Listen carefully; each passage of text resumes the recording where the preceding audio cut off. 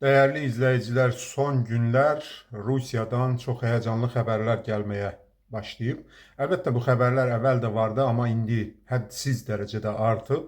Özəlliklə də milli respublikalarda gənclərin orduya çağırılması, müharibəyə getmək üçün müqavilə imzalamağa məcbur edilməsi haqqında xəbərlər artdıqca artır. Bunu nəzərə alaraq Rusiyadakı gənclər ölkədən qaçmağın yollarını axtarırlar, müxtəlif üsullarla Rusiyadan çıxıb başqa ölkələrə sığınmalı olurlar. Bu məsələnin bir tərəfi, bunun da səbəbi var. İş ondadır ki, Rusiya bu payızda en azı 500 bin yeni əskəri orduya cəlb etmək istəyir ki, Ukraynaya göndersin, müharibədə onları məhv etsin.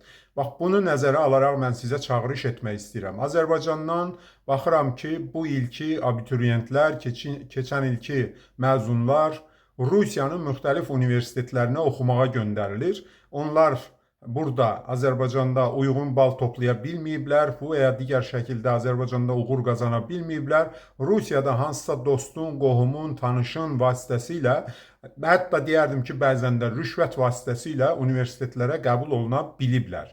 Və onlar indi gedib Rusiyada universitetdə oxumalıdırlar. Öz ağıllarınca oxuyacaqlar və Azərbaycana qayıdacaqlar. Mən həyəcan təbili çalıram. Əsla və əsla Rusiyaya getməyin. İş ondadır ki, Rusiya o 500 binlik yeni ordu qüvvələrini artırmaq üçün sizdən də istifadə edəcək. Yəni Azərbaycandan ora oxumağa gedən gəncləri də küçənin ortasında tutub, güya könüllü şəkildə Ukraynaya müharibəyə getdi deyib döyüşməyə göndərəcəklər. Təbiidir ki, bu cür təlim görməmiş, hazırlıqsız gəncləri müharibəyə göndərib məhv edəcəklər. Rusiyanın məqsədi, mən həmişə demişəm, bu Ukrayna müharibəsində sadəcə Ukraynanı ram etmək deyil. Rusiyanın əsas məqsədi qeyri-rusların soyqırımını gerçəkləşdirməkdir. Siz əgər statistikaya baxsaz görərsiniz ki, artıq 5 ildir davam edən müharibədə ölən rusların faizi 20-30% arasındadır. Yerdə qalanlar isə ölənlər, yaxud öldürülənlər, məhv edilənlər qeyri-ruslardır. Əsasən də müsəlmanlardır, türklərdir. Və görürsünüzmü? Rusiya bunu məqsədli şəkildə edir. Və təəssüflər olsun ki, Rusiya tərəfindən Ukraynaya qarşı vuruşanlar arasında Azərbaycanlılar da var. Və o Azərbaycanlıların bəziləri də 2-ci Qarabağ Savaşının iştirakçıları olublar. Bunları mən bir dəfə də demişəm, başa düşmək çətin məsələdir.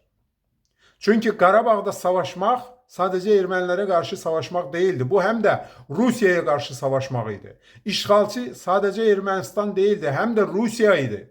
Biz torpaqlarımızı Ermənistanla beraber Rusiyanın da işğalından azad etmişik. İndi necə Qarabağ Savaşında iştirak etmiş bir Azərbaycanlı gedib Rusiya ordusunun sıralarında Ukraynaya qarşı işğalçı müharibənin iştirakçısı olabilir?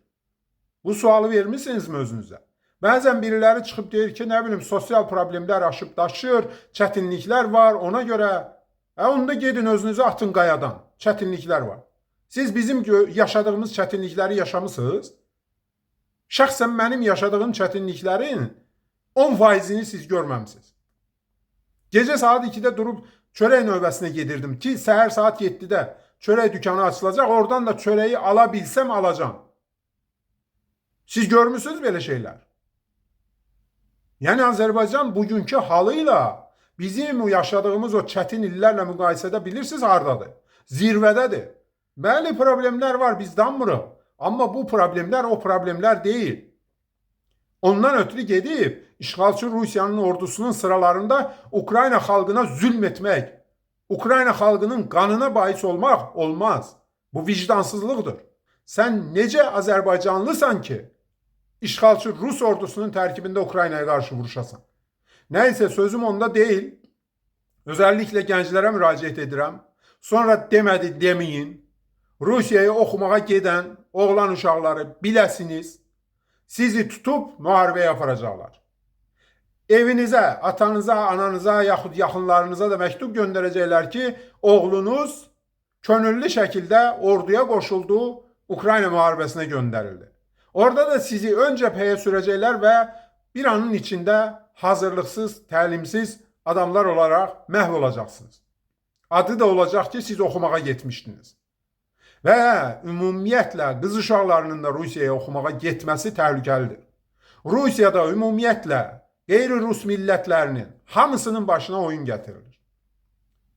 Ruslar Moskvada, Peterburqda, başqa böyük şəhərlərdə qeyri-rus görən kimi, hətta öz vətəndaşlarına belə kobud şəkildə deyirlər ki, qayıt get öz ağlına. Sənin nə işin var bu Moskvada, Peterburqda?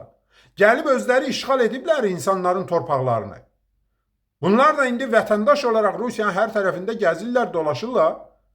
Ruslar deyir ki, sənin nə əcəlin var burada? Çıx cəhənnəm ol. Ona görə ehtiyatlı olun. Uşaqları Rusiyaya oxumaq adıyla göndərməyin. Göndərəcəksiniz, bir müddət sonra İraq olsun, onların qara kağızlarını ala bilərsiniz. Biz bunu vaxtında dedik. Bizi dinləmək istəmirsinizsə bir söz deyə bilmərik. Hər kəsin öz seçimi var. Amma bizim də borcumuz bu xəbərdarlığı etməkdir.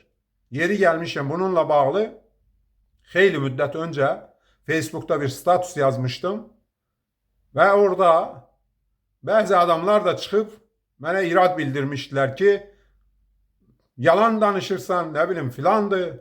Mən havadan heç nə demirəm. Uzun illərdir Rusiya ilə, Ukrayna ilə məşğul olan birisiyəm. Uzun illər, 10 illərdir. Rusiyanın dabbağda gönünə bələdəm. Mənim qədər Rusiyanı izləyən Azərbaycanda bəlkə də 3-5 adam var. Biləsiniz onu. Rusiyanın respublikalarını, Rusiyanın ayrı-ayrı bölgələrini, Rusiya ilə bağlı beynəlxalq platformalarda gedən prosesləri mənim qədər izləyən adamlar çox deyil Azərbaycanda. Ona görə də nə dediyimi yaxşı bilirəm. Məni dinləyin ki, peşman olmayasınız. Uşaqlarınızı oxumaq üçün Rusiyaya göndərməyin. Atestatla göndərmək istəyirsiniz, göndərin qardaş Türkiyəyə də. Nə var ki orada? Göndərin getsinlər orada oxusunlar. Nə problem var?